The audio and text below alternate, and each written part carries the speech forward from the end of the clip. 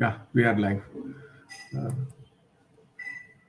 Hey guys, thank you so much for joining this month's session. In this month, we are having two sessions. One is on AWS DynamoDB and creating a small web API, and discussing on the API gateway for that. That's one block. And the second block is creating DynamoDB using Terraform, and followed by interacting with the DynamoDB using AWS Lambda, and discussion on API gateway.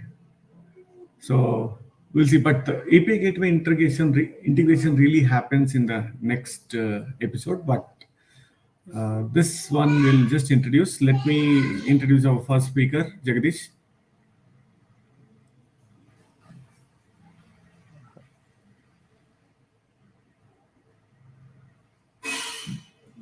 Could you please share your screen? You're on mute, Jagadesh. Yeah, sorry. Hi guys, Yeah, good morning.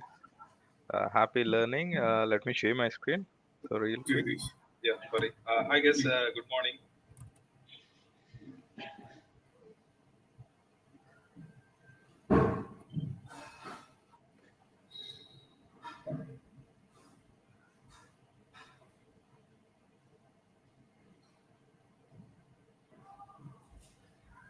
Can you see my screen? Yeah, I've added it to the stream. Okay. Yeah, thank you, Swamy. Yeah, as Swamy mentioned, so in this, like this month, so we are learning more. So previously we learned what is Elastic Beanstalk, so how to deploy your sample .NET application to the Elastic Beanstalk, and we did a Dockerization.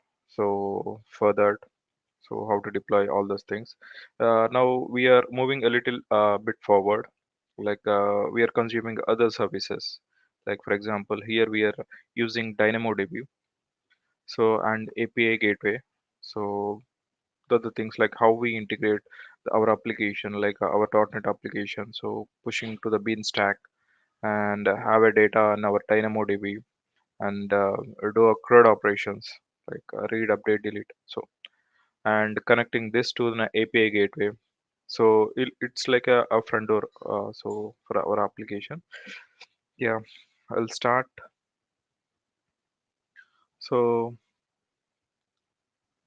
so we are using .NET 6 for this, and DynamoDB is of NoSQL thing, like a key value pair and document DB kind of thing. So where like a semi-structured. So because any data is structured into multiple things like a structured data, semi-structured data, unstructured data. Then structured data, it's more of relational database, whereas um, semi-structured is of NoSQL. So we can send NoSQL, but it's a key value pair where so we store this thing. And Beanstalk, so it is in a platform as a service where we can host our applications, and we are using Visual Studio to write our sample web API. So it's a product API, so we are writing, and just C sharp knowledge, NoSQL like basics. So what is NoSQL? Just understanding. So we are using AWS console. So like we are creating multiple services like DynamoDB, Beanstalk, and Gateway. So there's a thing. So this we always say like we are learning the things, and if I do any mistake, so please apologize. So all these sessions will be hand-on. So mainly focus on so what instead of like a theoretical knowledge, it is of more of a practical knowledge. So we also discuss like a pain points, like while doing the POC kind of things or preparing for this. So we might encounter some pain points or issues or blockers. We also discuss that because you might also face the same issues when you are doing it, so that it will help you to overcome those obstacles. So we'll have a just introduction of like what is DynamoDB. It's Amazon DynamoDB. It's fully managed proprietary NoSQL database service which support a key value and document data structure, and which is offered by amazon.com, like AWS console.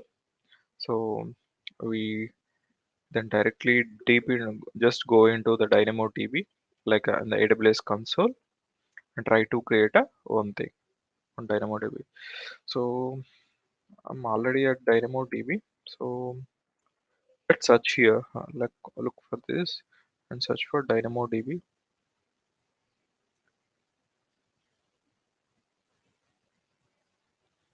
Yeah. So it's a DynamoDB. So here we can see the like tables update setting on all these things were there. So as of now, so we mainly concentrate. We want to create tables. Table is the NoSQL is similar like a collection. So we can have multiple collections. Like if you speak in terms of like NoSQL collection or document thing. So if you want another a table or another relation, the NoSQL kind of thing, you can create one. So I already created one. Uh, so we'll just open it. So see what is there. So it will give the complete information, the information on those things, and we can here explore table items. I already have some data in here, like couple of data. So you can see there. Now we'll go to the tables and we create a new one.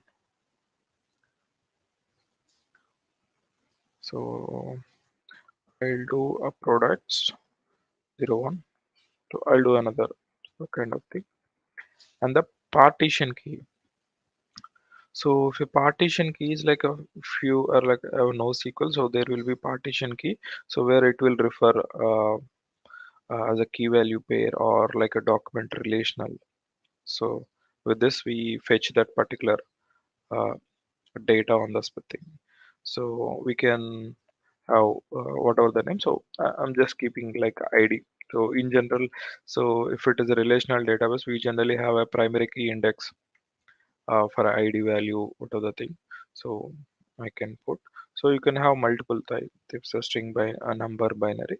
So as of now, so I'm just keeping it as it is. Sort key optional. So you want to have like a other than primary key. So you want to have any other key, you can specify it. So I'm keeping the default setting. So I'm not doing the customized settings. Here the default setting is like this, like capacity mode, um, read capacity units based on that. So we can select. We can also do the customized setting.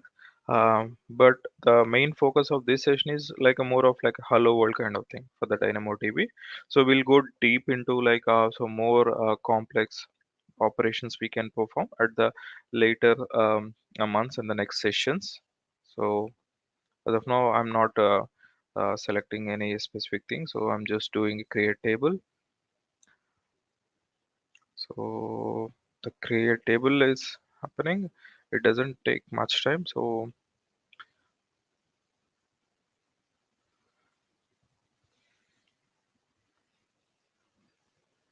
you can also see the configuration here.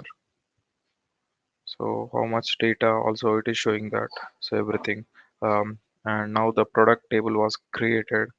So you can see the product table was created and it will show some information of the table. So and how many people are accessing it, the index.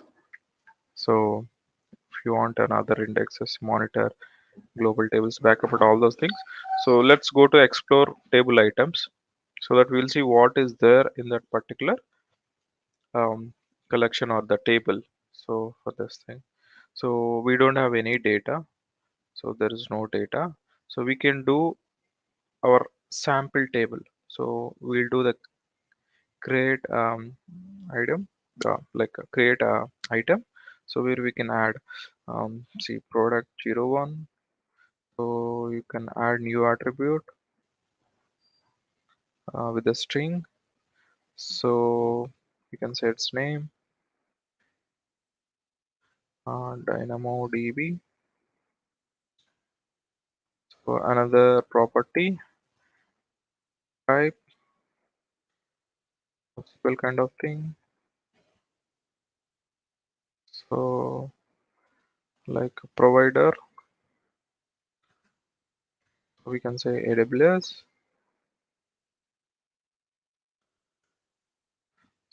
So I can create multiple values as of now, so I'm restricting to this.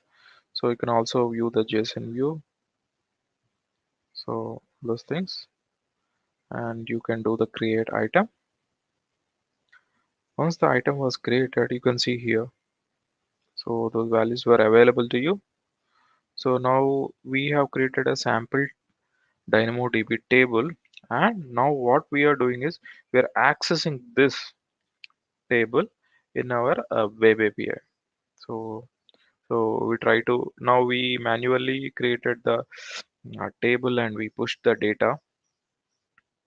So now what we do is like, so with the program, so we access the table and we push the records there. So I'll go to my Visual Studio. I already have a sample for this, but I'll do another solution, new project, ASP.NET Core Web API. Next, products, API, one. So I'll do the next. So I'm selecting .NET 6.0, uh, and I am not keeping any authentication type, not enabling Docker. So I'm keeping as it is whatever the default values. It will create my project. So I have a sample project which was created.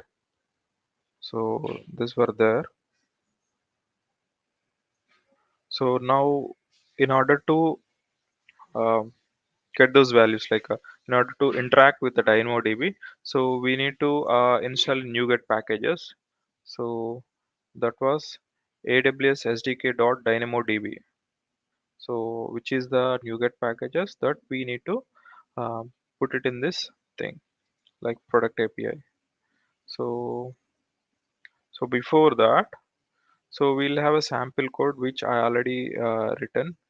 So we'll do using that. I'll do a copy paste.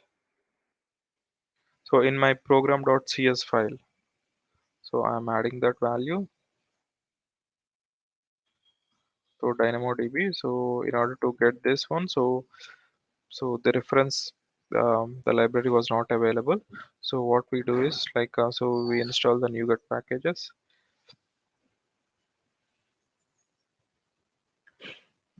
Manage NuGet packages.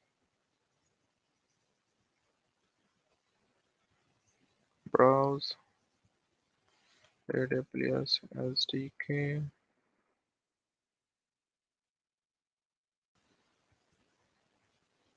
DynamoDB.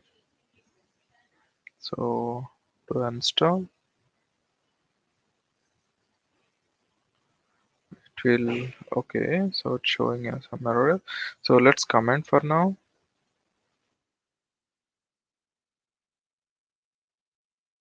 To install.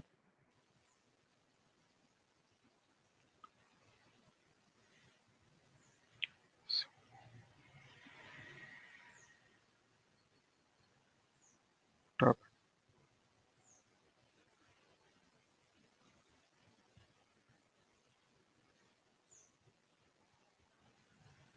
Okay.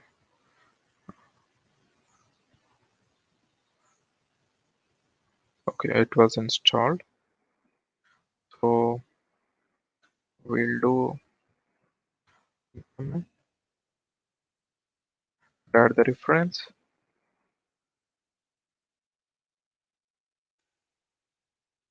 So we are added this thing.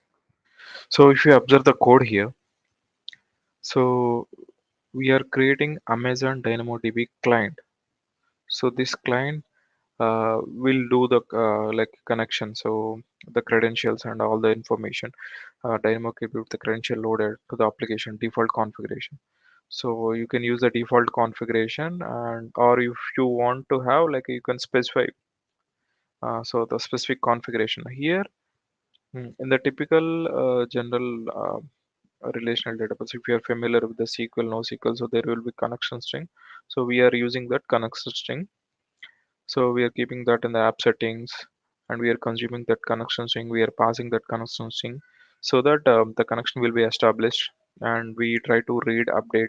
So what are the CRUD operations we perform? But for this DynamoDB, we don't have any connection string. Then how we communicate with it?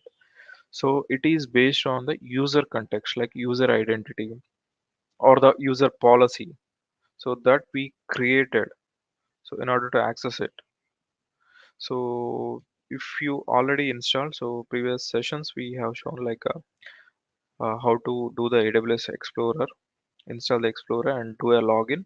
So where you generally uh, give the access key and secret access key, like access key and secret access key, and you give the certain policies like IAM policies, so that that particular user with this particular access key ID and all those things will have a certain permission to perform the particular operation.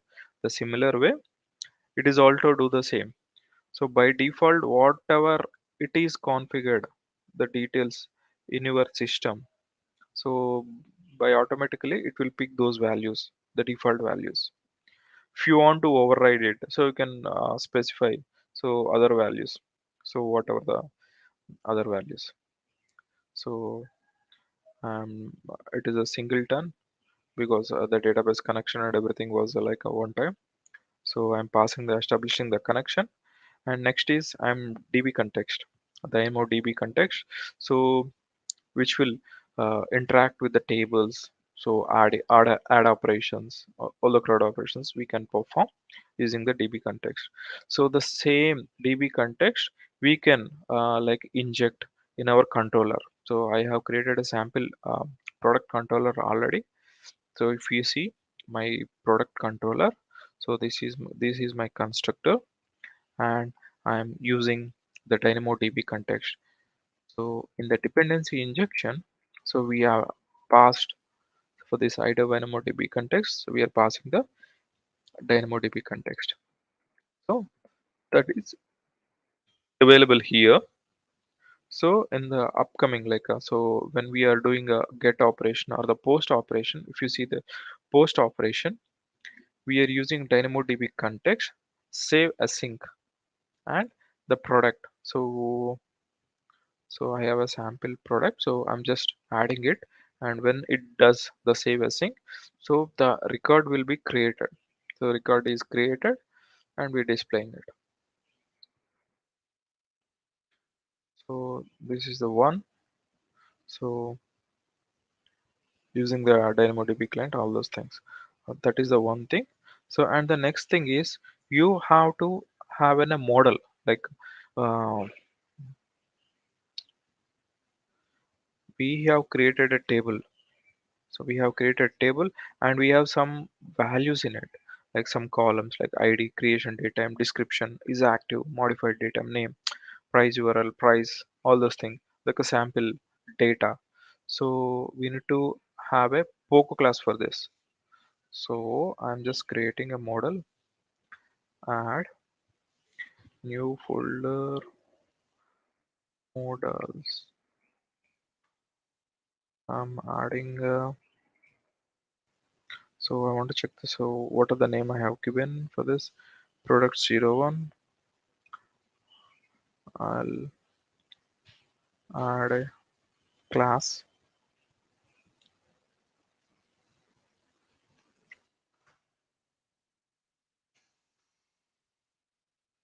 So I'm now written product 01 class. I think so.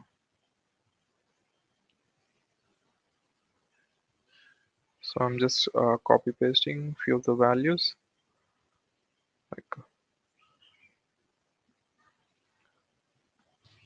like to save some time.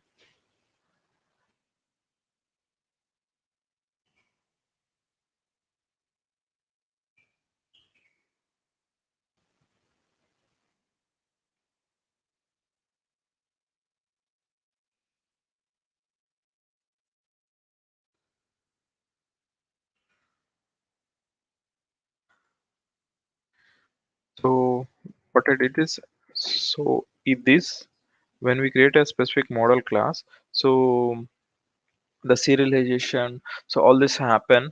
So with this class, so we need to specify, so what is my table, so and which should map it like, so there is a DynamoDB table, so which will specify it. So this is a table, and this name was like, we can specify our custom name products.d01. So we also need to specify the key, the partition key. So the partition key in our table was like ID value. So we'll also refer this. Yeah, ID values, name, provider, type. So let's create those. ID, name. So I'll replace this string, name, provider, and type. So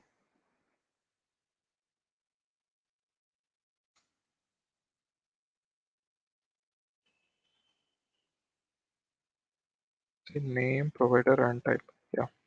So those values were available. So next thing is, so we'll add a controller. So add controller. I'm doing an empty controller. Product controller. So it doesn't have anything. So what I'm doing is now, like I'm just copy pasting this values, like whatever the things that were there. I'm just for the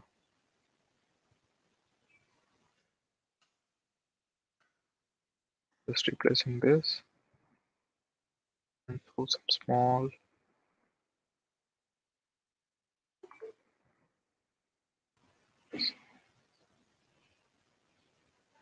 So I'll do one thing. So in the model class, instead of product 01, so I'll replace with the product only.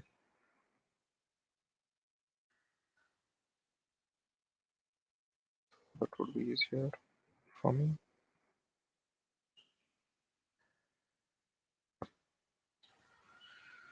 So this is my product controller.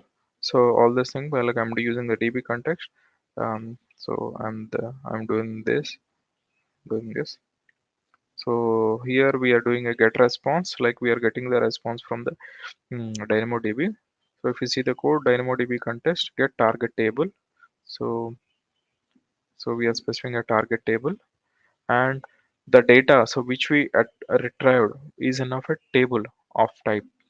So for the table of type, we need to scan those documents, because as I mentioned previously, so the DynamoDB is of a document DB kind of thing. So we are scanning those things, and we are retrieving those values. So if you see here from documents, by passing that particular like the product class. So by passing the what are the documents that are available, list of documents, it will give the product like a .NET object. So our class, so the thing, so all those things. So I'll run this one.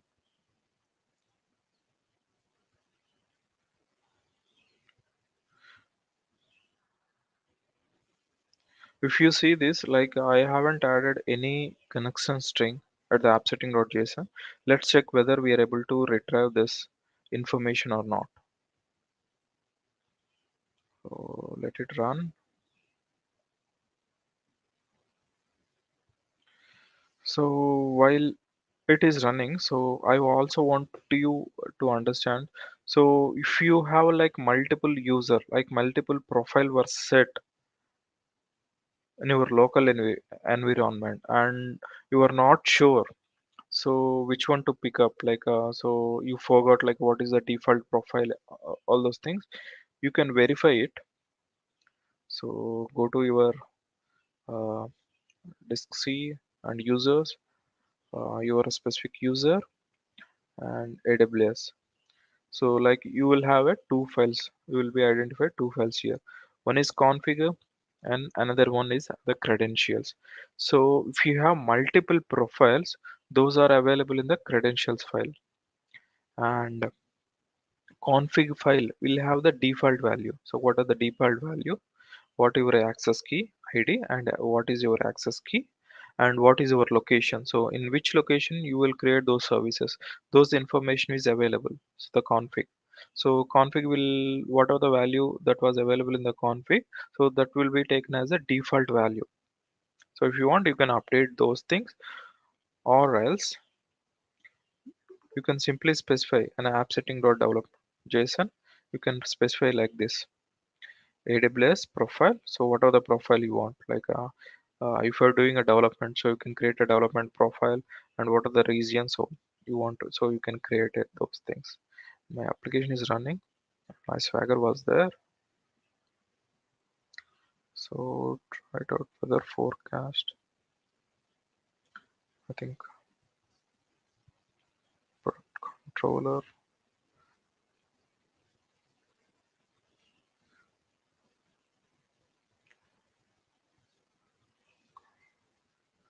controller.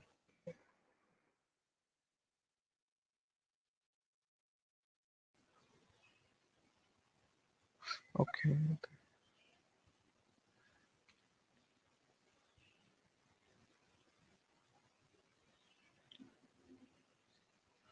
Okay. So what we missed is, so we created an MVC controller instead of API controller. So that is the reason. So it is not allowing. We have to specify this one, API controller. What is our controller and all those things. We'll do a restart. So that is the reason it is not showing in the Swagger.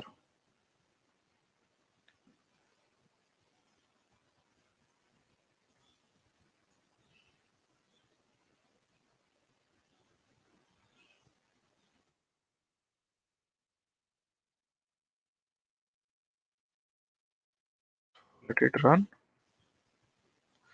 Yeah. So as I'm mentioning, like so by default it will pick, if you don't specify anything, so it will pick from this config. So what are the things that were available, so the profile. So if you want to explicitly specify it, you can specify it in the app setting development json, so with this way. So what is my profile and all those things, if you see, so the way it works, so you don't need to have a connection string to be stored in here based on user context, like based on your access key and access key id, how the profile was created, and that particular access key, what are the permissions you have. Based on that, it will get access to those application, and it will read the data. All these things will happen. So my application is running, so yes, I can see now. I'll do it get for now.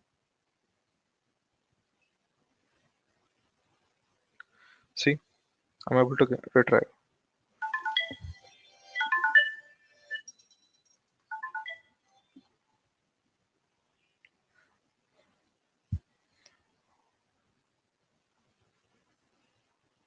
So I'm able to retrieve my information. So that was available in those things. So let me do a try it out. I'll create an execute. So the record was created. So if you see, the record was created. So if you see this, so let's check, so whether we are able to fetch those values. Yeah, now I can see two different values. Let's go to DynamoDB, whether we can see it. See, I'm able to see two different values that were available here. So that's it. Like we created a DynamoDB.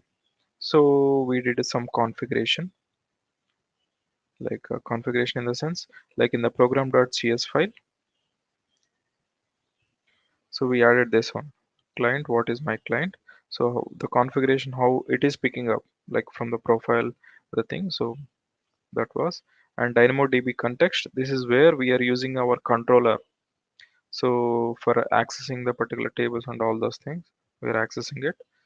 So that's it. And over on the controller, so We are using that dependency, injected dependency ID, DynamoDB context, and we are accessing save async and all those things. This is a basic hello world kind of thing. So the operation, the more complex, so as I said, so we'll discuss in the next upcoming sessions. So next thing is, now we have to deploy this application to our Elastic Beanstalk. The simplest way of doing that is, so if you install AWS Dev Tools in the for the Visual Studio, so when you right click on that project, so you have an option, this one, publish AWS or publish to AWS Elastic Beanstalk. So both works.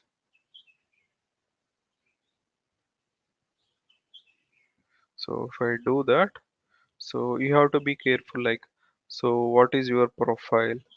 The similar way. So how we are like doing the things without a connection string, the similar way we have to specify it. If you want to have a different uh, default profile or different profile, or you want to push those beanstalk into a different region, so you can specify those things. So if you want to create a new target, you can create a new target. So if you want to use an existing target, like you already create an elastic beanstalk that is available in our thing, so you can use that. So I already have one that was available in my product API. I can do the publish. This will take care of like pushing your .NET web API to the elastic beanstalk that was available there. For the time sake, I'm not publishing anything. So I already did uh, publish uh, the application. So to here, so I already published one application here. So by default, it will select all those things. So let's go to this products API. So this is my application, which is .NET Core running over Amazon Linux. So this is a URL for my web API, sample web API, which is hosted here. Let's do a check whether I can access it. We'll do a swagger index.html.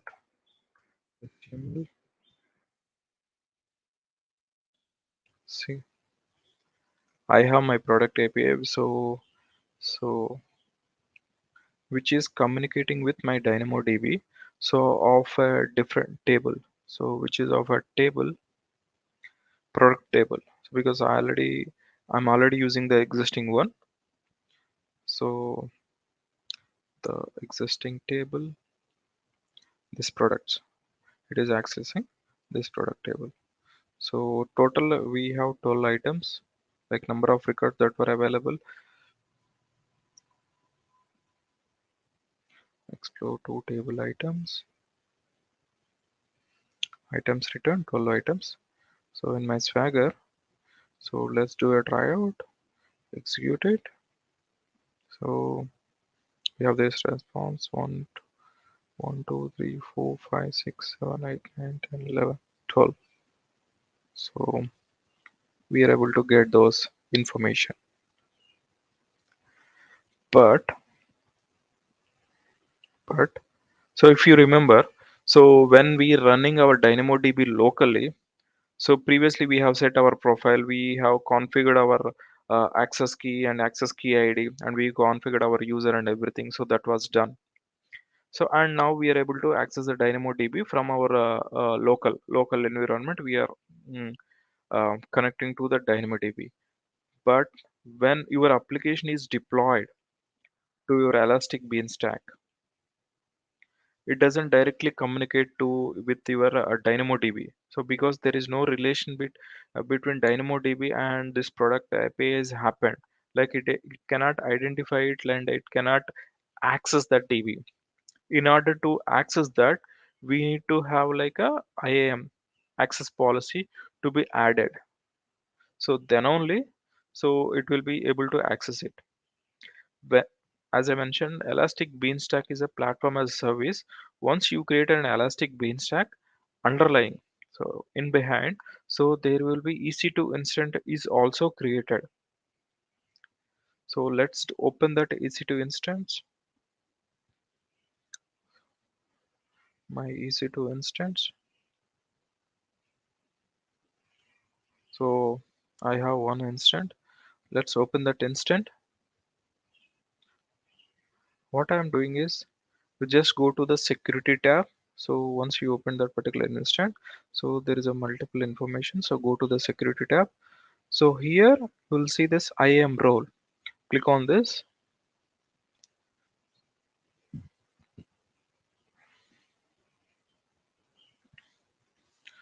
So it will navigate to the IAM the page. So where what are the policies that are available under this and what are the permissions it can have. So let it open. If you specify that policy here, like so I'm a DynamoDB, so which is a full permission or like read permissions or write permission based on your actions, then only it will connect with the DynamoDB. So here you can see here. So I have multiple elastic, Beanstalk, WebTire, Beanstalk, worker type. By default, this will be added to you. So I have added this one. So what I do is I'll remove this. I completely removed it. So yeah, so there is nothing. So what I do is I don't have an access now. Like so I removed the policy here. So what it will do is like it will not be able to fetch the data because there is no relation, because there is no connection string. So for this DynamoDB and the service how we access is using IAM policies like access keys and all those things and the roles. So now the same previously we are able to fetch the records. Now I'll do the execute. See, internal server error. So we are not able to fetch any information. So let's do a refresh also. I'll do it fresh, try it out, execute. No use. Now we'll go to this and we add that policy. Um, Add permissions, attach policies. So check for DynamoDB and do enter. As of now, I'm just giving the full access based on your application needs, so you can do that. So the DB full access was there. Now do an execute. It will take a couple of minutes to update the policy there.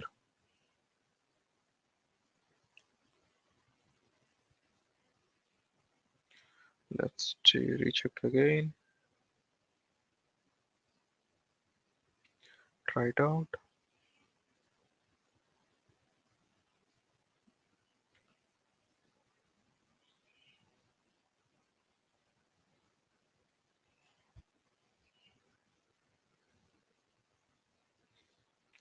Amazon DB fully access.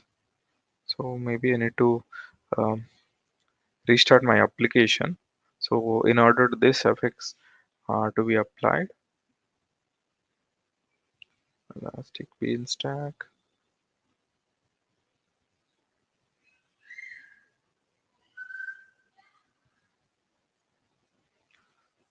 Actions. Do restart app server. So I'm just doing a restart app server. So it will do the app service restart. Meanwhile, so we'll discuss about the API gateway.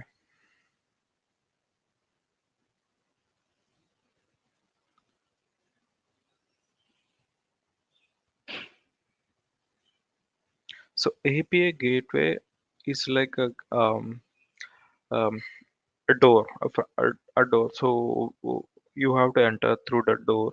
So you have like validation checks. You can perform anything.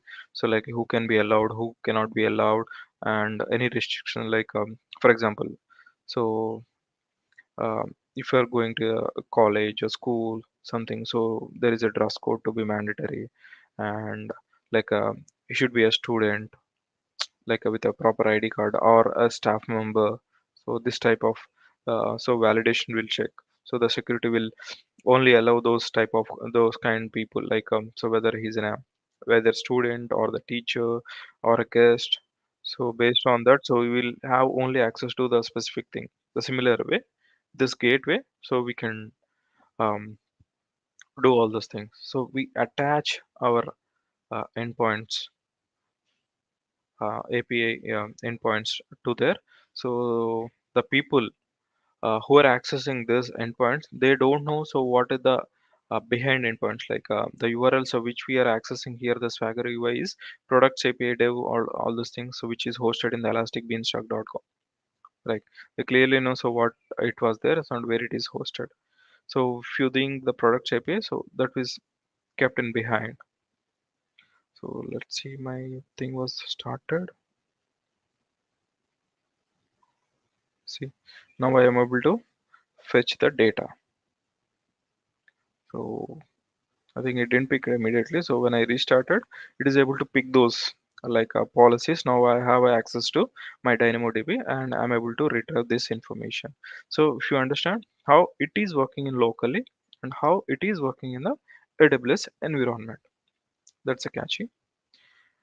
So let's go to the API gateway. So we create a new API. So there are multiple options were available to you. HTTP API, WebSocket API, REST API for the private endpoints and all those things. We'll just simply go to the import because it is more of like a hello world to API gateway. So we'll discuss more on the later sessions. Just creating an import, do an import, we can build. So what are the options? So here this new API, you want to create a new API, clone from existing API or import from the Swagger or example API, you can specify it. So what I'm doing is, this is my Swagger file. So I'll open it. So I'll do copy. I'll do whatever the thing, API gateway. I'll paste it here. I'm selecting as regionals and all those things. I'll do import. So you have seen that like this is product API and it has a two request like get and post. So we have to configure this thing for the first time. So I'm using an HTTP endpoint. So let's do a proxy integration. Select this. So we'll discuss more on this in the next sessions. What is the use of this proxy integration? I'm typing this and the endpoint URL. So this is the URL.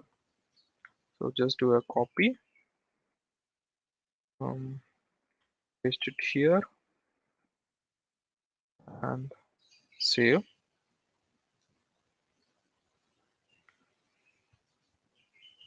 So another one is the post request.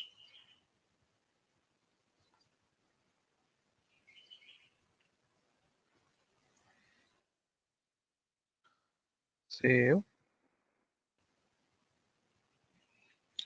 So just do a test. Do a test. So I don't have any query strings or the headers and all those things. Do a simple test. So it has given all the data. So it is my get request. So do a post request also. I'll simply copy some data here. The sample response. Here we will have a test. So on the request body, just paste it. Here in our program, so when you go to the solution explorer, our product controller, actually the ID value. So when we are creating a new value, we are creating it. So whatever the value, so we are specifying that will not be there in the record. So whatever the values we create, that will be available. So we are creating every time. So we are creating an UGID value, for example. So the simple thing, I'll post it. See the response. A new record was created with the 881T. Previously, if you remember, so we have 12 records. Let's go to our DynamoDB, check from here,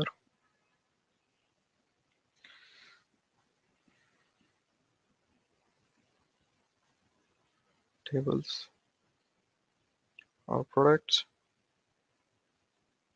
explore table items.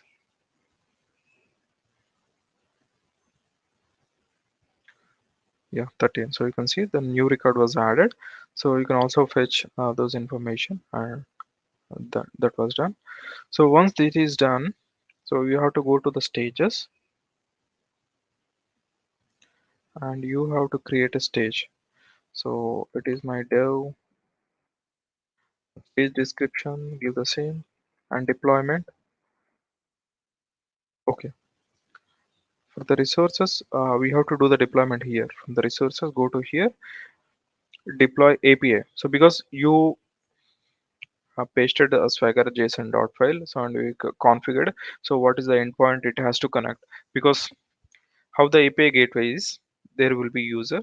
User is accessing the API gateway endpoint, and API gateway is accessing whatever the elastic like the application we hosted in the elastic beanstalk. So which was this endpoint. So it will be accessing that. So we have to specify and do the configuration, and if you want to add the policies, we can do all those things. So once that is done, so you have to deploy the API. Deployment stage, new stage, stage name, bill 01,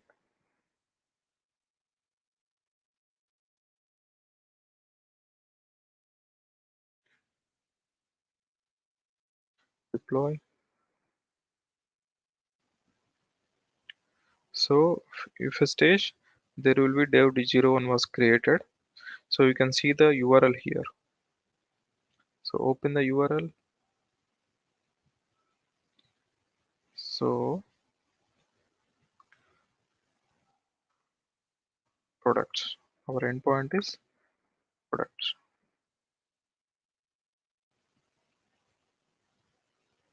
dev 01.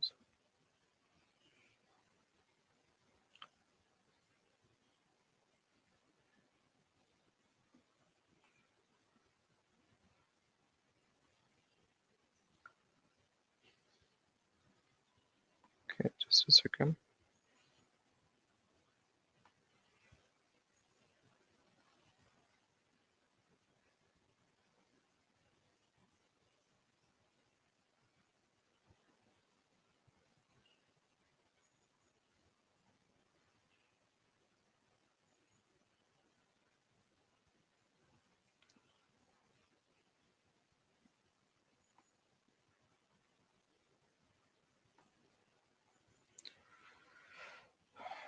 Okay, okay.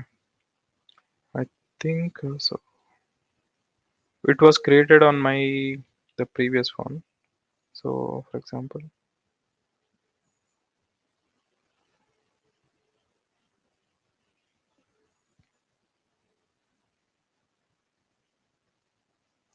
so I have created two products API. So which is this one is the latest one. So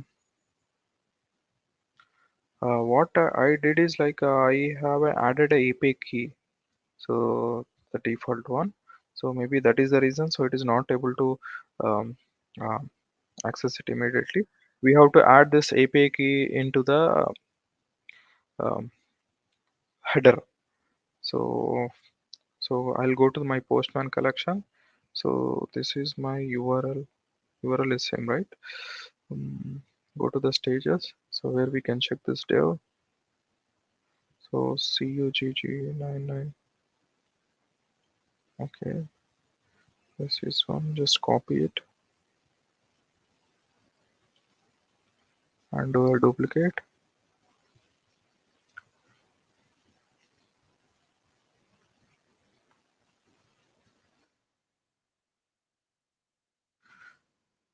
Header we can specify it like XAPI key. So and the key ID. So what are the thing? So that were there. So if you do the send, see now I'm able to fetch the records. So if the key was not there, so based on that, so it will not give you anything. Okay. I think I haven't configured key to be explicitly used for this thing. See here API key is not required. I mentioned API key is not required. If I specify it API key is required, then if you don't pass the API key, so it will not fetch out the details.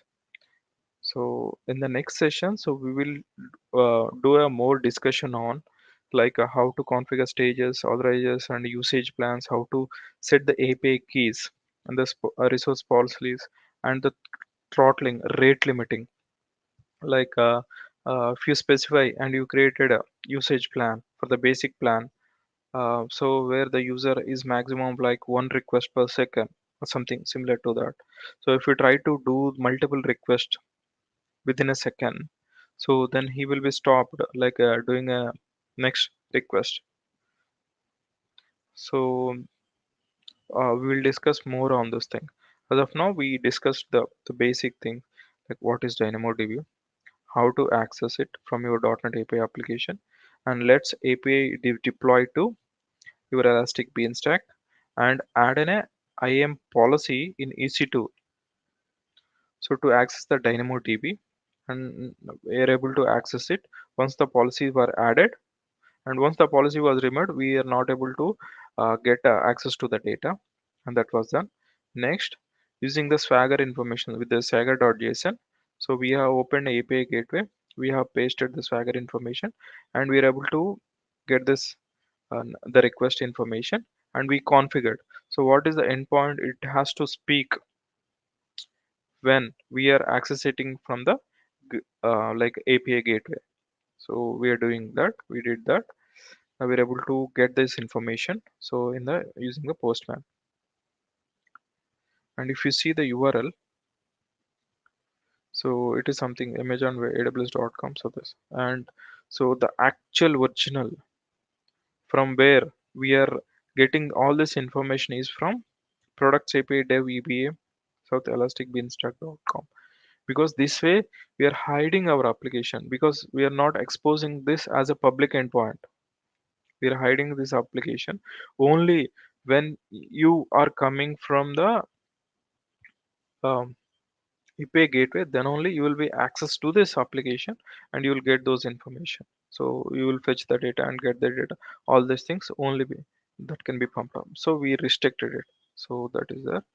So all this code sample, like a sample of the product API and all these things, so that were available in the product API with the .NET Learner House, like with the study date 29/09/22. You can check my GitHub. So anyway, I'll be pasting that in the chat so you can access it. Mm, I think that's it from my end. Uh, and so the next session we'll be more discussing about like more deeper into the DynamoDB and API Gateway topics. Yeah. Swamy. Uh, Hey, Jagadesh, thank you so much. yeah, thank you.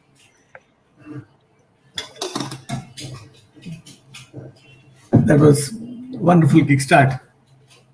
So, so let's start with the next Yeah, session. So in this yeah, that's session, a more exciting session is coming like so the next level. thanks. So we have quite a few things piled up. So let's kickstart this. Let me share my screen and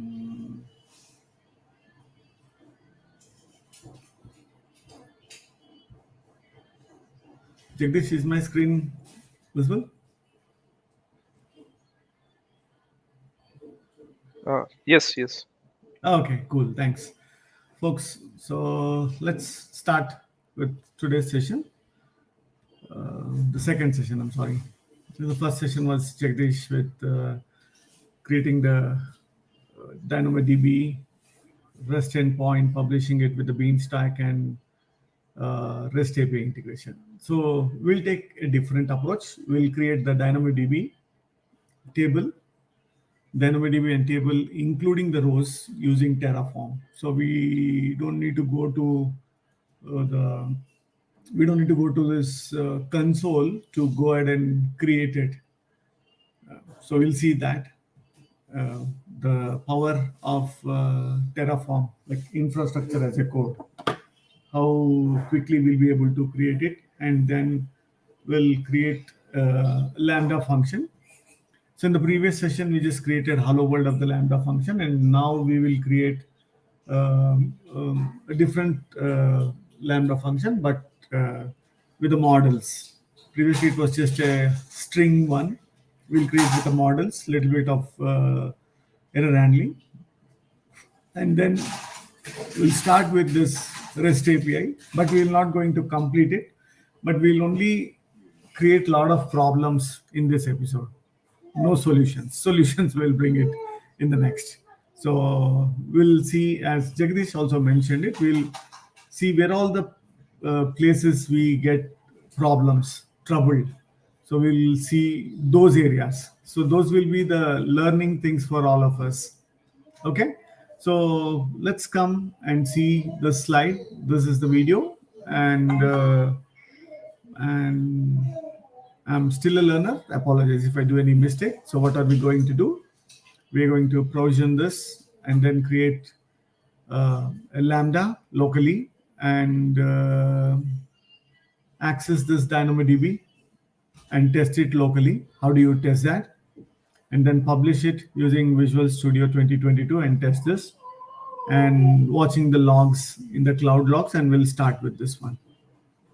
Okay, so please fasten your seatbelt and let's start with this.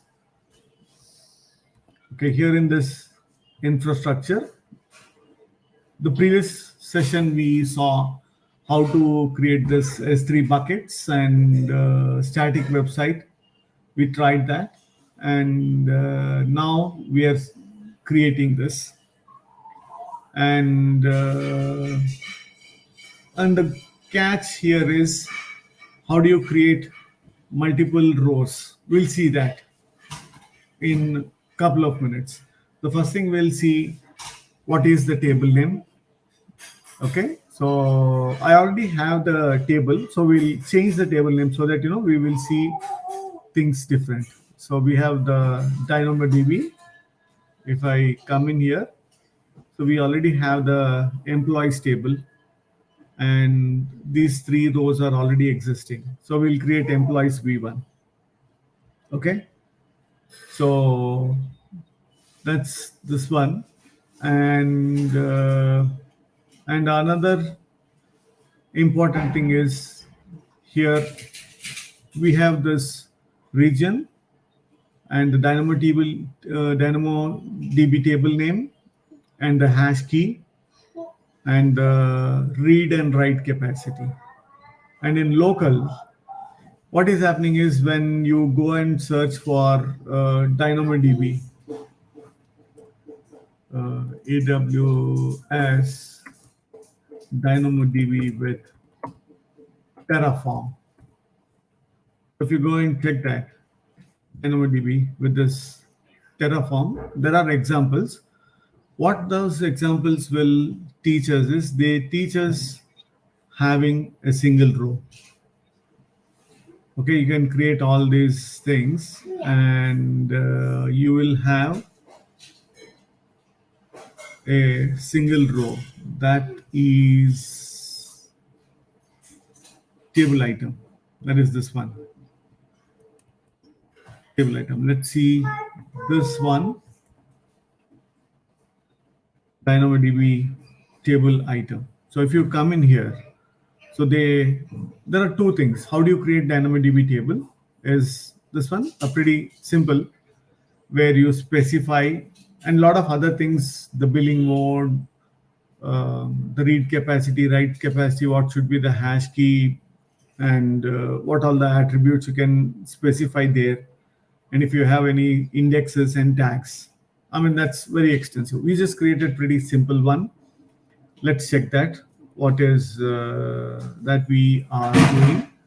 We are creating a simple DynamoDB table we have name, read and write capacity, and hash key. We didn't take much of these things, the time to live, and there's much of the attributes. We just specified two things: the name, read capacity, write capacity, and the hash key. And we've taken one attribute, we called it as employee ID, that is string type, and the tags we mentioned it as dev. So this one we used it tags. Okay. Now next we come to the item is like rows. Okay, when you come to this item, how do you create that? Here you created a table. The table name is example. So another one, we go and use this table name and the hash key. So here you specified the name and hash key. So we use this resource dot the variable or a resource name. Okay, resource dot resource name. Like if you see that AWS DynamoDB underscore table dot example. Here if you give some table name employees, it will be AWS underscore DynamoDB underscore table dot employees. Dot name refers to this, and dot hash underscore key refers to this. Okay, so there are a couple of things which we need to understand when you're creating this resources in Terraform. One is known as argument reference. One is known as the attribute reference. Okay, suppose if you come to this argument reference, so in argument reference it says that what all the arguments which are required and what all the arguments which are optional. Okay, so the attribute reference is what where you'll specify what all the things which we can use it. Okay, here in the table item we specify what should be the table name, what should be the hash key, and here one item you have added. That means one row you have created. Suppose you want to create a second row, again there are multiple ways. We can add a loop here and do a for each and add these items. So that was another way to do it. And I was referring how to add multiple rows in Terraform. Okay, I was searching this yesterday, and a couple of items which I was searching. I'll just show that this was very good example which I found it. So you can see that we can run a for each, and entire object you create, and the C properties you can insert one after another. And there were multiple of this kind of solution, like you do a JSON encode where you already define this for each, and with that each you do JSON encode. And there was one other sample which I was referring yesterday, was this one, which was very very easy. I like this one. This one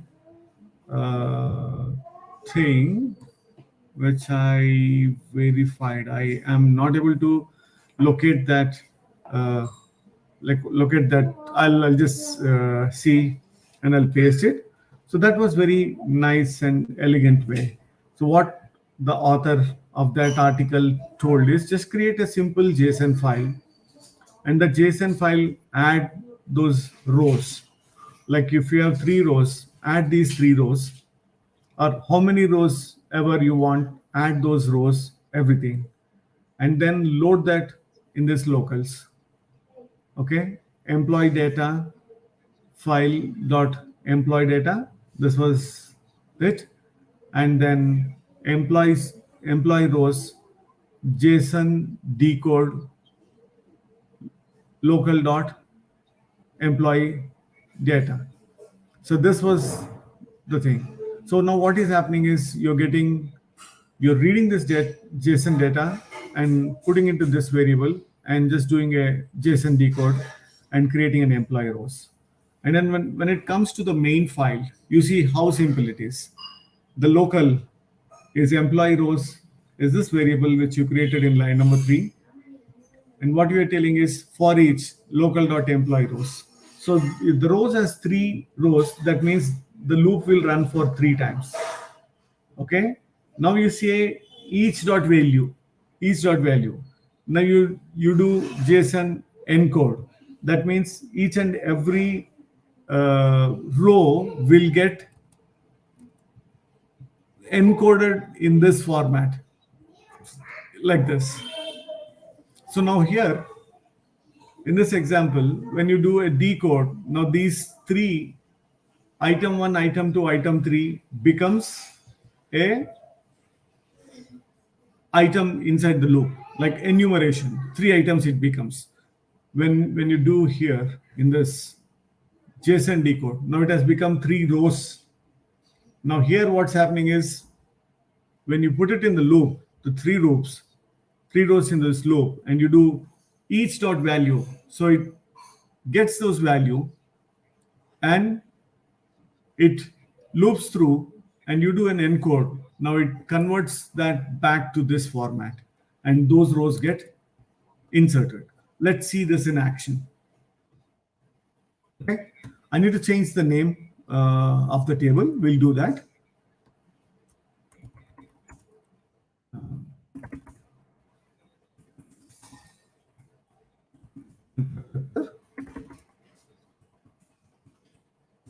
A3, that's the one.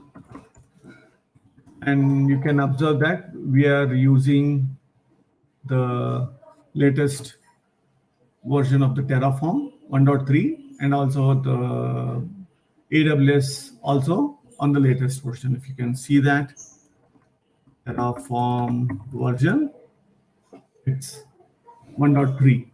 Oh, it's 1.3.1. Kindly to update it now. Till yesterday it was this, and the provider is 4.32. We can check that over here. Like if you go to registry.terraform.io, go to this providers and see the providers 432, which is 5 days ago. So we are using 432, and this was a little bit older. 1 day ago it was 1.3. Now it become 1.3.1. But it's risky to change it at this point of time. If some breaking changes happen, I'm not sure. So I will stick to this 1.3. Okay. So we'll do, first one is we'll do Terraform init. So once we do this Terraform init, it does go and bring in those plugins inside this. You can see that AWS plugin it bought. And you can do a lot of research inside this, see what all the providers we use and how it brings. And apart from that, the key thing is the log file. It says that the version, what provider we are using, what is the version, constraints, and the hashes. So if I check in this code and Jagadesh pulls it down, it has to work with these versions. Even though if Jagadesh has got 5.10 of AWS version, I'm hypothetically, I'm telling it, he got an updated version of this AWS provider or the Terraform. But what is happening is here we are locking down the Terraform version. The version can be anything 1.3 and above, and the provider is 4.32. So that's what in the log file we see that what is the provider, and in constraint we are saying that 4.32. Because I'll show you very simple example. Let's see that why do we need to stick to the game plan. Okay, let's come here and go and see very simple API gateway. At this point of time, assume that we don't know anything. Let's keep it that way. Okay, we don't know anything, and we want to create REST API. Okay, so you see that these are the things. You have the arguments, what all the important arguments or the mandatory or optional arguments, and what is the attributes. Like these are the additional attributes which are exposed from that particular resource, like created date and ARN and execution AR and the ID of the resource and root resource ID, all tags. This is what it is exposing, attribute reference. Okay. Now that is for this version 4.32. Let's assume that someone is using 4.28. Someone is using 4.28. And if we go to the same API gateway and go to that REST API resources, something would have definitely changed. Even if we go to this one, attribute reference, luckily it is same, but here in this attributes, something might definitely change between this 4.28 and 4.32. So assume that I have created in 4.28 and Jagadesh has got 4.32. So if Jagadesh wants to update it to this 4.32 version, now it is his responsibility to go and fix it if there are any breaking changes. If there are no breaking changes, then it's lucky. So that is the reason we need to lock down a version. So I'm saying that the constraint is 4.32. That means whatever these Terraform configuration files which I've created, that is based on the 4.32, right? So we saw locals, we saw main, and the key thing is this one, right? The for each value. The next thing is first we did that and we do Terraform validate. We do Terraform validate. It validates whether it's syntactically right or wrong.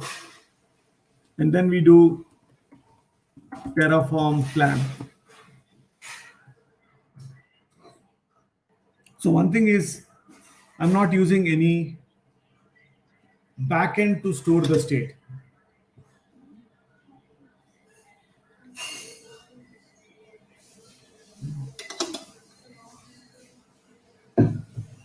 That means the state of that is here.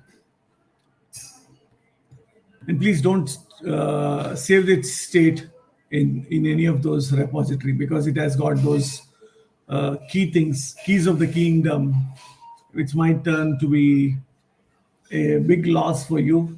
And never ever store any state and backup state in this, any of your source control. Okay, it has got a lot of important things, so which might trouble you. So if you see, when we execute Terraform plan, it does a plan, and you see that it ran the plan and it says that, okay, this is the plan. It is refreshing the state, and it found that there is no change because already 3 rows are there. Here also we have 3 rows, and in the plan it says that add 0, 1 to change, 0 to destroy. Okay, so there are tilde symbol. If you see the tilde symbol, so you see that employee 103. We told that when you do an encode, it gets this value, and you see the change, Jagadesh, and also you see that salary is changing. The tilde symbol is changing, is from this to this. Added 1, 0. Now if I go back and add one more row, and we'll do a Terraform plan. Now I will minimize this, and create a 4th row. Item 4, it's E4, and Kiran Kumar. Okay.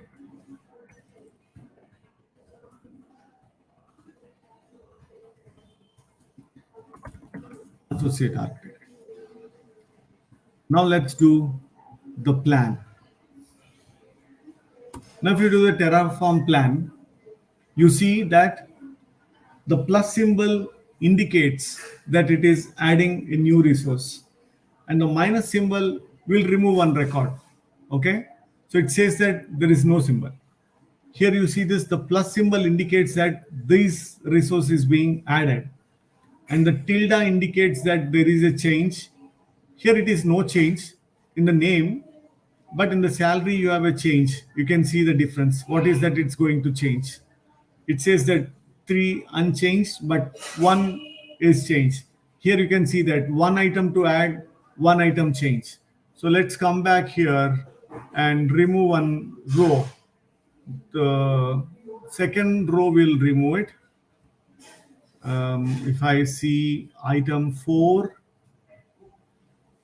and item 3, let's come and remove that item 2 just for 1 minute. Huh?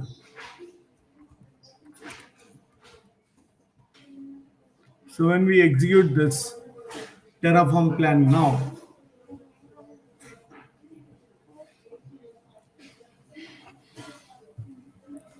when we execute this Terraform now you see that how it indicates what all the items it's going to do. You can see that 1 to add, 1 to change, and 1 to destroy. So you see this minus or hyphen symbol in red color. I mean, maybe the font is pretty low. You might not be able to make out the difference, but it says that clearly the table is going to change.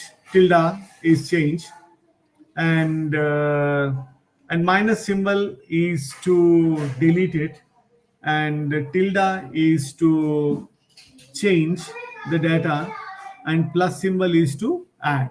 So that's very important when you are working with Terraform. You need to understand these symbols, because before you do an apply, so please understand, execute the plan and check that how many things are getting added, how many things are getting changed, and how many things are getting destroyed.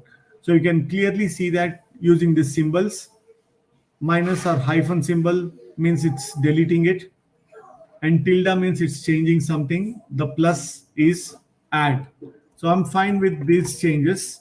I do Terraform apply.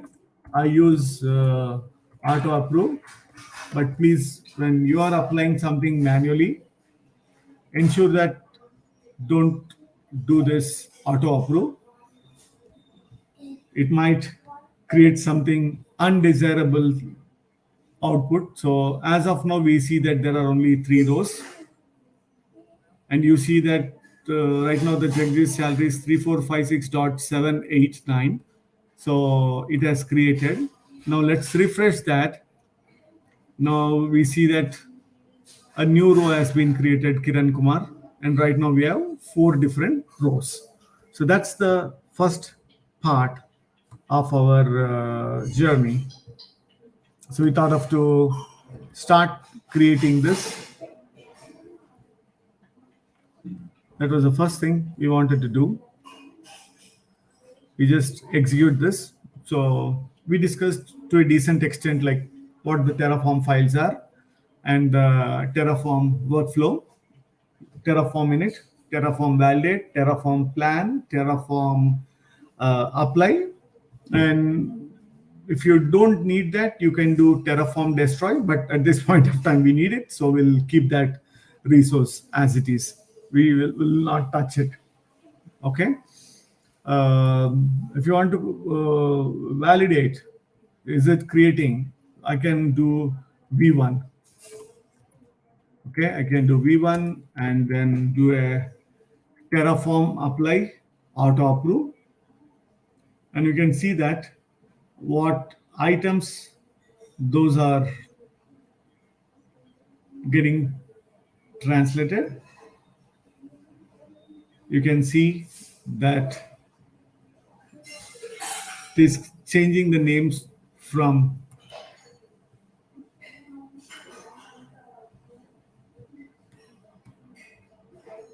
we'll go to the table.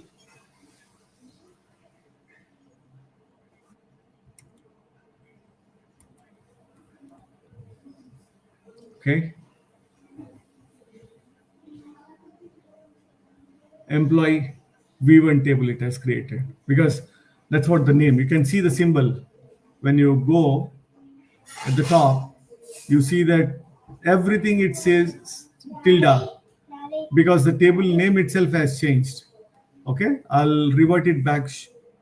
I'll revert it back to employees, and if not, because our entire code is dependent on this.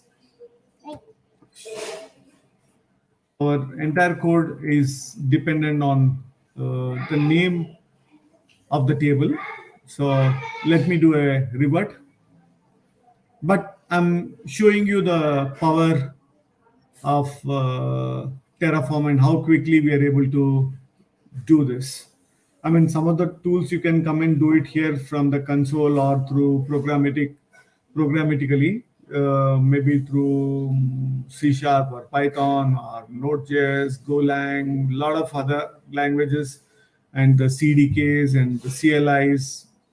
There are tons and tons of tools out there. We'll see the tool from the Visual Studio also just in few minutes from now. So right now we have this. So we can stop there. Now we discuss this to a decent extent. Now, how do you create a Lambda function? What template you have to choose? That's very, very important. So that's the next step. So we go to the next step. The first step is done, where we created the resource. To a decent extent, we saw that how it adds the resource, how it deletes the resource, how it modifies. We saw that. And now we'll create the DynamoDB locally. Lambda locally, and read the content from DynamoDB. So when you go create a new project, and in the new project, there are two different templates. One is AWS Lambda project, one is AWS serverless application. Okay, the project what we choose is AWS Lambda project. Okay, and inside this AWS Lambda project, when you go and create it, it gives us a decent amount of all these built-in things. Like it has got some templates which it already created. Suppose if you want a simple function, a project for responding to S3 event notification, a .NET 6 container image of Lambda function, or delete an image label, simple things. Or you can select this empty function with top level statements. Okay, so I'm just creating it. We'll not use this, but just wanted to show that we'll use the one which I already created yesterday. So we'll see. Let it create. We'll create one more template also, just to understand how the empty template looks versus how the template which is already like a blueprint which already it creates it. Okay, let's wait. It's restoring the NuGet packages, because I want to give some basic information. That's the reason I'm doing this couple of small experiments. So the first thing is we will go and check that.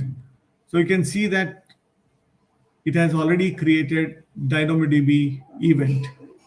Okay, you need more information on this, you can go and validate it, but we're not going to use this template. We are going to use a different template. We'll create it from there. Okay, so here what's happening is, in the DynamoDB event, records are coming in, and if you see that there is serialization, not the JSON or the Microsoft system dot text serialization. Here it is Amazon's Lambda serialization. It works little different. We'll see that in a moment. And another thing to notice is there's something known as AWS Lambda tools JSON, where it shows that it gives some information. It gives the profile it is choosing, because I think Jagadesh already spoke about that. Based on your profile, it knows that what is allowed, what is not. So it picks up the profile, which is coming from your users.aws. You have two files, credentials and config, where you specify that what is the access ID and key. So those are very important and keys of the kingdom. So please be extra cautious when you are using it. And it says that what is the configuration. And you can see that this is the assembly or the namespace. I'm sorry. This is the namespace. And then the next one is the assembly format. And next one is the handler. So how do you know that? We'll see that in a moment. So another thing is how do you test it locally is you have this tool, .NET Lambda test tool, and that gets executed in 50/50. So you see that the Lambda mock test tool, if you execute this, we are not going to test it, but just wanted to show some basic information about this one. And you see it comes there and it opens up this beautiful test tool. We have our own project which we will create it. So here is what you can see this the format, and if you execute it, it will throw errors because we're not sending it the proper content. So that's one thing. And the second thing what I want to highlight is right mouse click on this, publish to AWS Lambda. So you can see that assembly, type, and method. So the assembly or the namespace, because the same DLL it will create, and the type is namespace dot the class name. See that this is the namespace or assembly. If I come in and select the properties here, you see that what is that assembly name? That's a project name. Okay, how do you know that? Come here, go to that bin debug.NET 6, and what is that assembly name? AWS Lambda 1. So you see that the same thing you are seeing that here, the assembly name. That means AWS Lambda 1. That's an assembly name. Now what is type? The type is the namespace dot class. Namespace dot class. So you can see that this is namespace or assembly. Technically it is an assembly. And assembly or namespace dot class, that is the type. Okay, and the function is this function handler. Suppose if let's do one more basic one, and we'll do experiment there, couple of experiments before we go on our real solution, whatever we have. Again, I'm selecting the Lambda project. This time what I'm doing is I'm selecting the empty template. I'm not having anything. I select this and I do finish. Okay. Now again, the rules of the games are pretty much same. Namespace or assembly name. Namespace the class name, and this is the function. It's called handler. It's pretty. We can compare because Jagadesh and I, we are from the Azure part of the world. So we do comparison and sometimes we interchangeably use the names also. Okay, that's fine. So let's change the class name. Okay, let's call this as string Lambda demo. Lambda string demo. So we changed it. Okay, and string function string handler. That's the thing I change it. Now when I execute this mock test tool,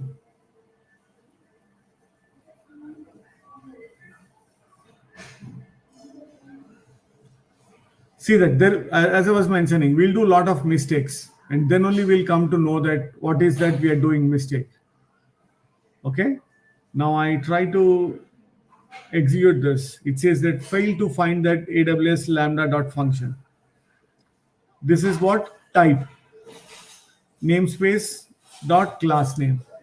So what is that namespace dot class? What is the namespace? AWS Lambda. What is the class name? String demo.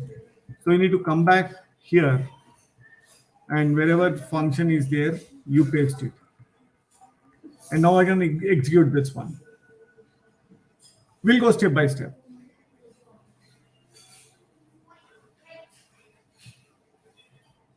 And now,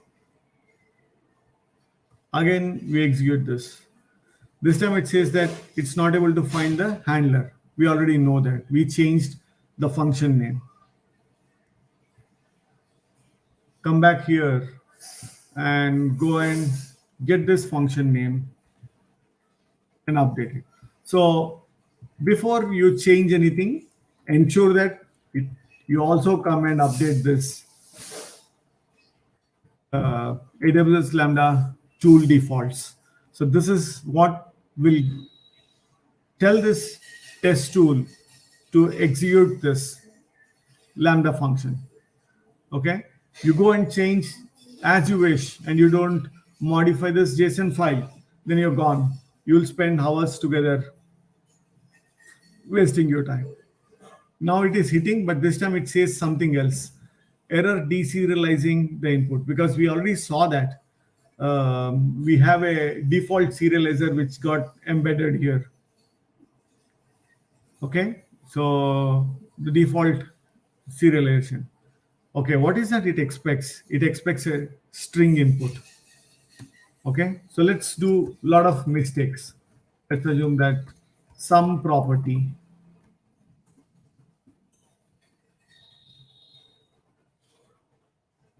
and see this when I executing it again, it is troubling. So now we have to give string. Now we give the string. Now it converted into capital case. That's cool. So first time we are able to see, we were able to hit this function and we are getting some output. Now what about logging? So here we have the context. Here we have the context. We do the context dot logger dot log, and we say that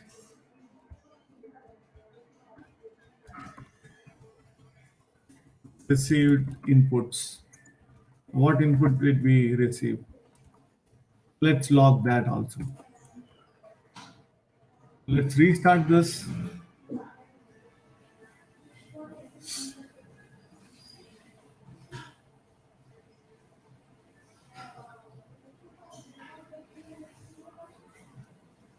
You can go back to this tool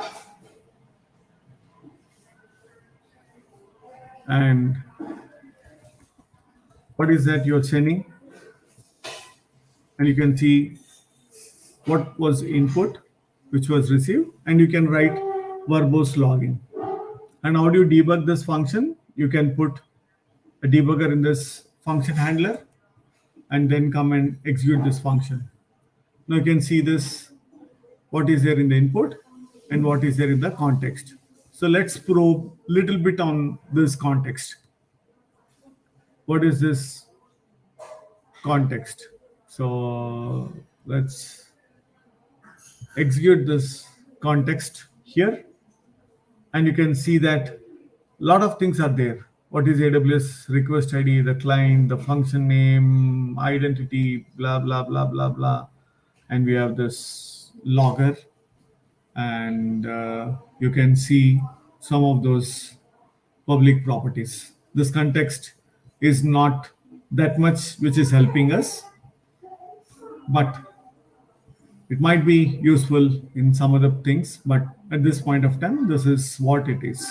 So that's the uh, hello world of the Lambda function. Okay, let's come back to our Lambda function. So for this, what we did is we created three models, data transfer objects. The first data transfer object is the request object. So the request object is, it expects an employee ID because we have a bunch of employee IDs here. If we come in here, we see that we have a bunch of employees in our table. So we need employee ID is a key thing.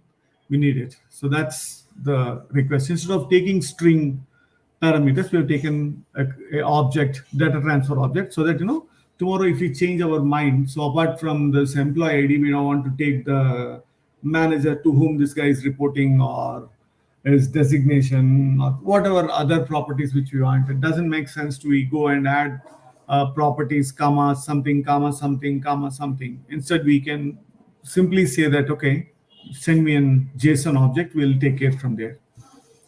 And the next thing is the employee object, which is pretty much, you can see that this is a DynamoDB table, employees, and this is a hash key.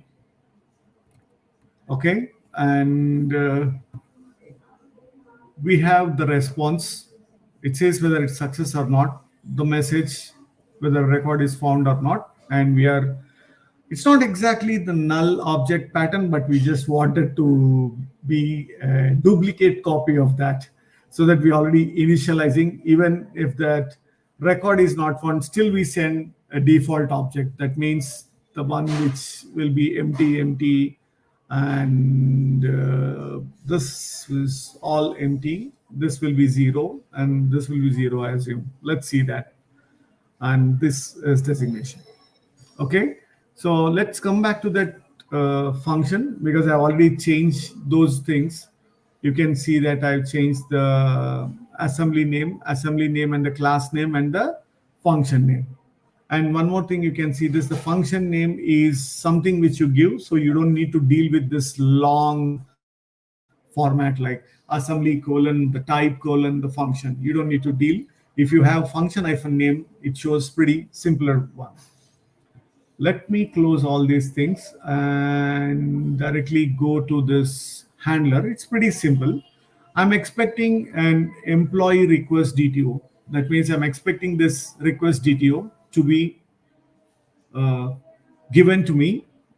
And on top of that, I validate whether the object is null or whether the employee ID is string or empty. I'm sending the response back saying that invalid input received. And if someone has given me this employee ID, I'm saying that, okay, I received an employee ID. We'll go and validate, load async, and we are giving the employee ID, so that if the employee ID has been received, we are transforming to that employee DTO object, and we are receiving it. And if it doesn't, so still it will be the default. Okay, so default in the sense here, if here we are coming, once we receive this, we are coming in here. So we are creating the response, and we are saying that if it is not equal to null, that means the record has been found. We are saying success is true, record found, and assigning this. If it is null, we are not doing anything. But still, if you go and check this employee DTO, here we are initializing this. That means we'll not get null, but still you'll get an empty object. Let's see all these three real quick.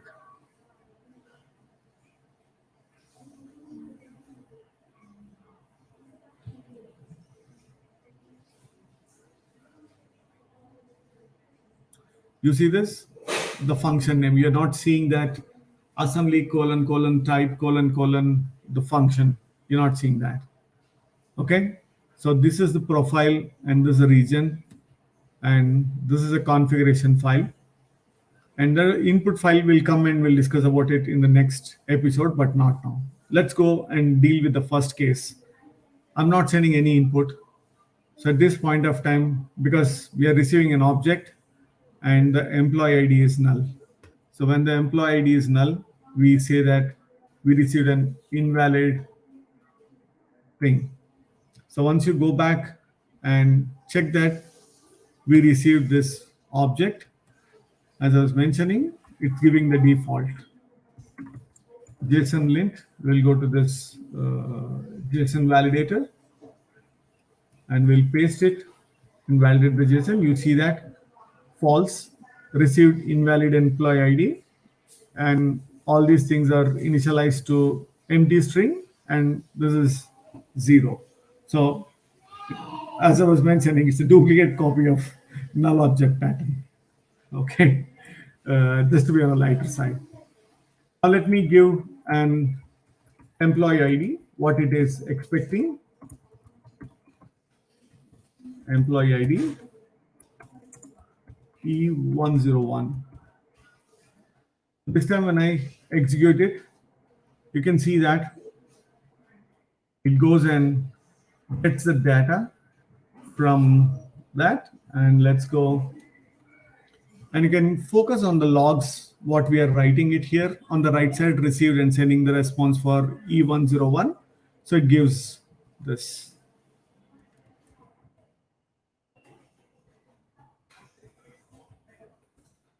And validate that true record form. And we'll do the final scenario where we give the number which it doesn't exist. And you see that here the employee is null. So we are saying it, come in here. So if it is not equal to null, then only we are assigning this DTO object. DTO object itself is null. So we are not touching anything. By default, when we initialize that, you see that employee object has been initialized. So you'll have a default value. So you're not dealing with null. So at least you have something, and you can read this property, whether it was success or not. Based on success or not, you can go and read the employee object. It itself says that success is false. No point in reading an employee object, right? So instead of we sending employee equal to null, we are sending some kind of null object pattern types. We are sending some content, but we are clearly indicating that it's not a success. Please don't go and read anything from there. Okay. So I think to a decent extent, we have covered all things here. Okay. So let's do the deployment. Let me check. Did I cover anything or did I leave anything? Okay. Now we need to do a publish. So how do you do publish? One thing I think Jagadesh has already gone through. You can see this. The Lambda is here. And I can go to a different region, North Virginia. And here you can see that I don't have any Lambda functions. So I have Lambda functions only in West US 2, Oregon. So come here, you can see that the Lambda function is here. So I'll do a right mouse click on that and do a publish. Okay. The function name, I give space. I cut this. I give this function name. I do next. Because right now, let me come back to the AWS console where we have this lambdas. Let me go to this Lambda functions. I go to Lambda and you can see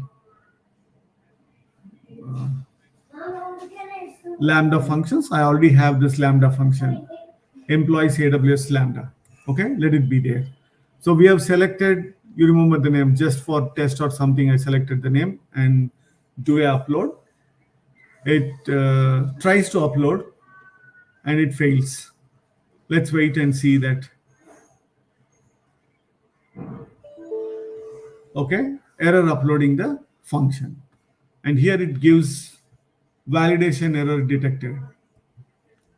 Just for sample, at function fail to satisfy constraint, member must satisfy the regular expression. It clearly says that it should be this, as clear as this. Lowercase a to z, uppercase a to z. Okay, now let's come back. What got stuck? So I close this, and again I do publish, and this time I keep the same name.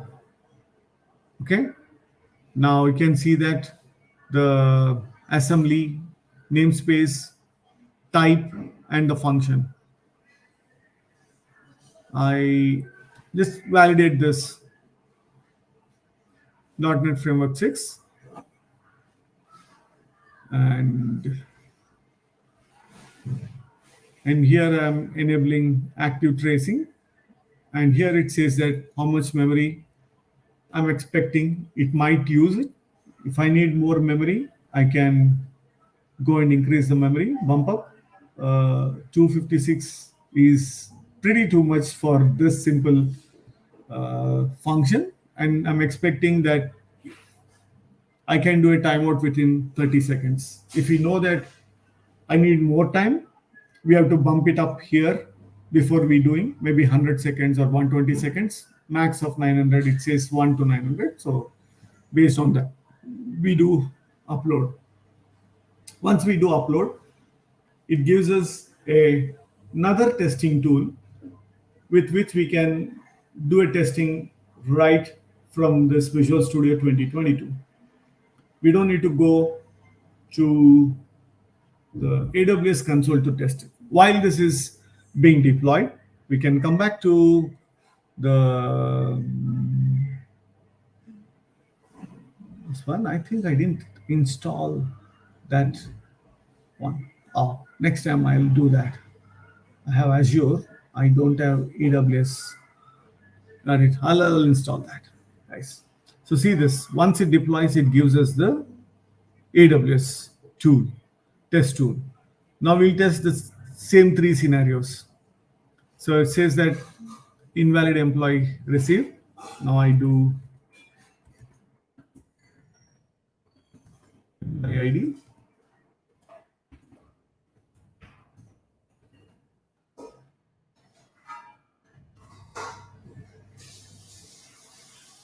We got the response. One which doesn't exist. Record not found.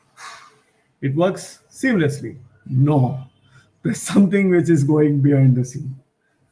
Okay, I'll show you. Just give me 2 minutes time. I want to show you. Let's assume you closed it. How do you retrieve that test tool? Do I need to go back here to AWS console to test this guy? We can come in here. You have this test tool here in this AWS console. You have this value. Close all this. P101. Employee ID.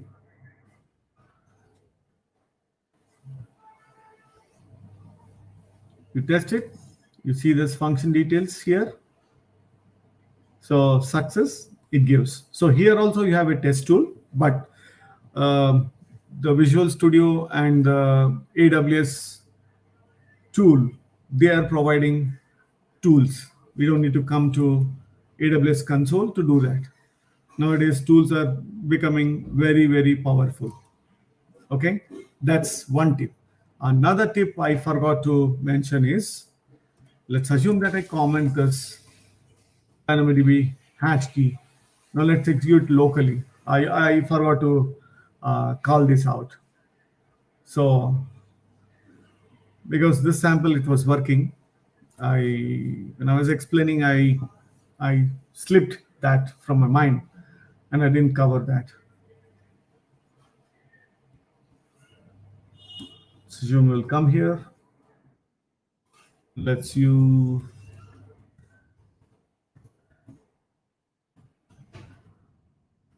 employee ID.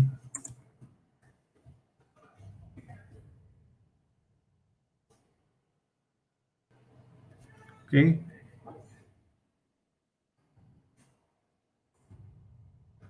See that?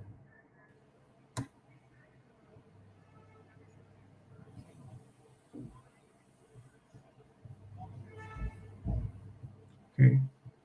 This attributes is making this one.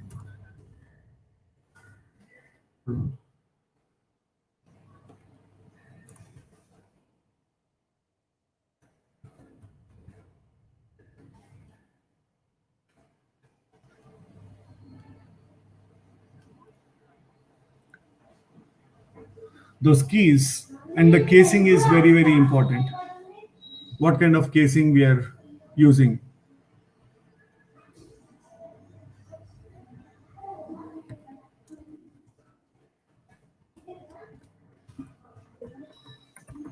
I think this time I'll save this instead of typing it multiple times. I'll save this, keep it active, and let's do a continue.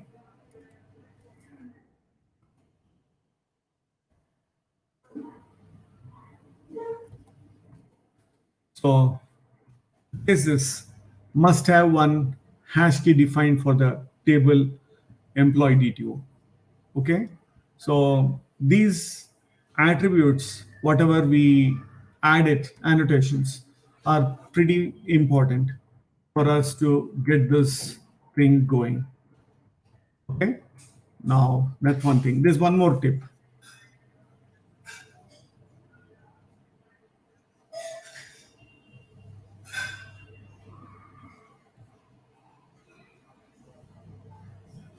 I mean, as Jagadesh mentioned, these are a lot of problems which we faced when we are exploring this AWS Lambda. We thought of giving this to you guys, like, hey, we face this problem. You don't need to face it. So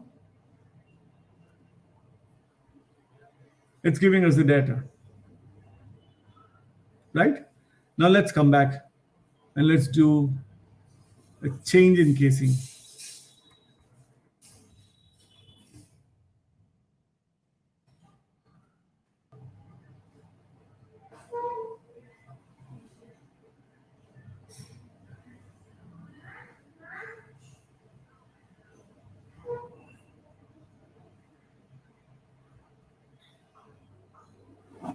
Let's do a change in casing.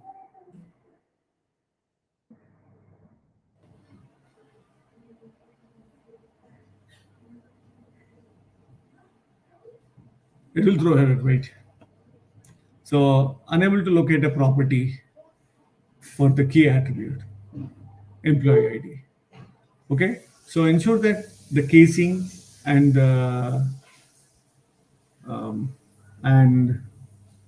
the attributes are there. Okay, now this is one part of the story. And there's another part of the story is this. When you come to the deployment, we have this table,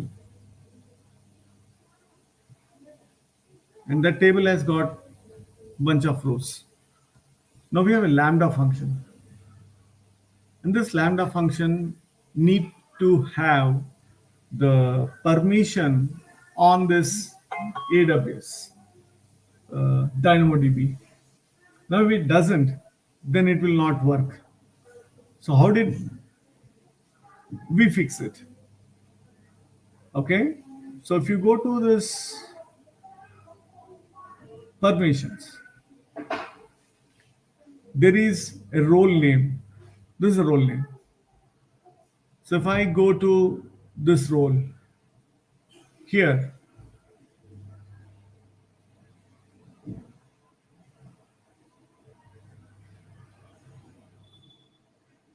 so yesterday when I was experimenting, I added 5 permissions to this. So then I started removing one after other and did some trial and error method. I was able to achieve with these 3. I'm sure that, I don't know, I need these three. I think I can remove one or two out of this. But something which is working, the golden rule of thumb is don't touch it. I mean, this is like I might be giving an extra permission that is too very dangerous, but lack of time, I just kept it. So please ensure that when you're working in AWS Lambda, give an appropriate, you'll give a role name and go and give the appropriate permissions, whatever is needed. Don't give an more permissions than what it is required. I gave it as this is an example. Like you need something, you can go and add a permission. You create an inline policy or attach a policy. I use this attach a policy because I am assuming that this is not needed. I'll try that. I'll tell you in the next episode. Next month when we meet, I'll tell you. But this is one tip. And another tip which I'll give, I'll take 5 minutes time. Please give me 5 minutes time. I'll take this real quick. You will have this log events, the Cloud Watch. It's like application insights for the people who are from the Azure side of the world, which Jagadesh and I, we are from that world, Azure side of the world. So we compare this with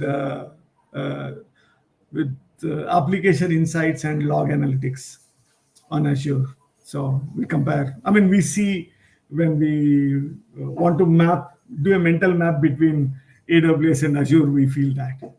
And here you have this AWS, this Lambda, and you see this log stream, and you see the different logs on 29th from 9:22 to 10:46. That's 10 minutes ago. We can go and check that. I think let me go and check the old log, which I can show you people on how did we find that the permission was not enough, because this log was clearly speaking about that error.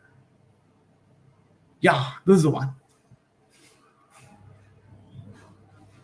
When you come here, see that. This is what I was telling.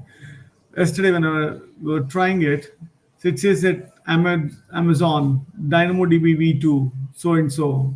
This is not authorized to perform DynamoDB get item on this employees table because identity-based policy allows this one. So the policy was missing. Then I started adding one after another. After 5, I don't know, I added 5 things, it started working, but I removed 2 out of that.